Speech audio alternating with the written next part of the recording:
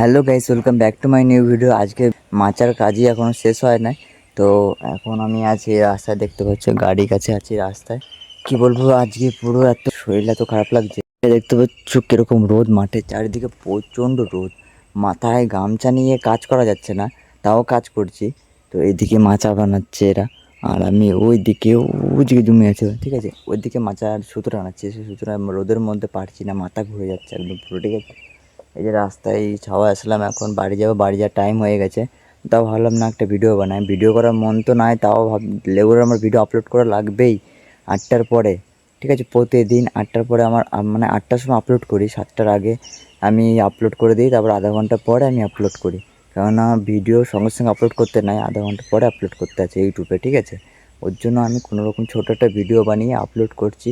তো এই ছিল আমাদের কাজ, ঠিক আছে। কাজ প্রতিদিনই একটা অবধি হয়, আজকে একটু করে দিয়ে গেলাম, কারণ কালকে আবার ওই জায়গাতে ধরবো না। বাকি আছে ওইখানে 6টা পাটালি দড়ি বান্ধা বাকি আছে, আজকে পুরো বেঁধতে পারি নাই।